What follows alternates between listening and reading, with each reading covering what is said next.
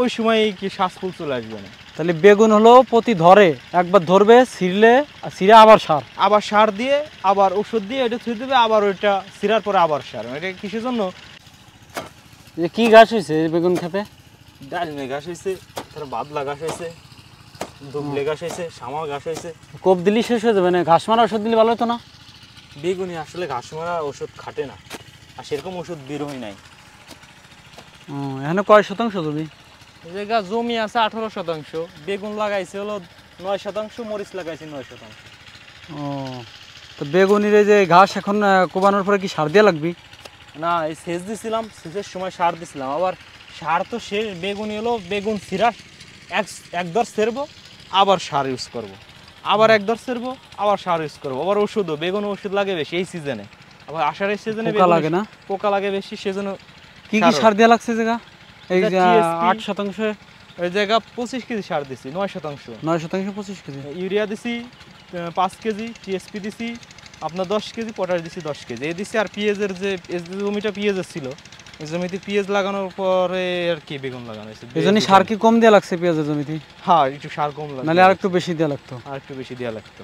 কি জাতের বেগুন এটা? ঝুপি কালা, লম্বা লম্বা ঝুপি জাত। হ্যাঁ, মানে কি এক তুলে অনেকগুলা ধরে, কালা লম্বা লম্বা না বেশি লম্বা না, এই যে এই সাইজ। ও বুঝছি, ভালো জাত।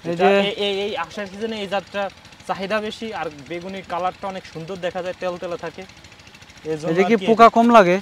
না, এই বেগুনটা এই সিজনে ওষুধ বেশি লাগে, পোকা বেশি লাগে। শীত সিজনে বেগুনটা আবার পোকা কম লাগে। ও আচ্ছা, এটা তাহলে এখানে কত হাত পর পর বেগুন গাছ লাগানো হয়েছে? এখানে তো ধরেন ওরকম মাপে হয় না, এমনি পিল করছি হলো আপনার হলো 2 হাত সারি, 2 হাত পর পর, 2 হাত পর হলো একটা পিল করছি। আর লাগাইছি কত জায়গা 1.5 হাত পড়ছে, কত জায়গা 100 হাত পড়ছে, এরকম কত জায়গায় 1 হাতও পড়ছে। এটা তো লাগানোর সময় সবাই এক লাগায় না, একলা তো লাগানো না। এই বেগুনের যা বিচি আনা কোথা থেকে? বিচি কি নিজে চারা দিয়ে আনা, চারা আনে লাগানো? এটা আমি বোয়ালমারি শরীফ ভান্ডার থেকে আনছি, ওনার কাছ থেকে বীজটা আনে, বীজ থালিতে দিয়ে বীজ আর কি করে শোধন করে রোদে শুকায়, তারপর চারা দিয়ে, তারপরে এই চারা নিজের লাগানো। ও, চারার এখন বয়স কত হয়েছে তাহলে? এখন ওই যে চারার বয়স আপনার, এই চারার বয়স হলো আমি লাগাইছি হলো 15 দিন, আর এই চারা হলো হয়েছে হলে লাগছে 1 মাস, মানে লাগানোর যোগ্য হয়েছে।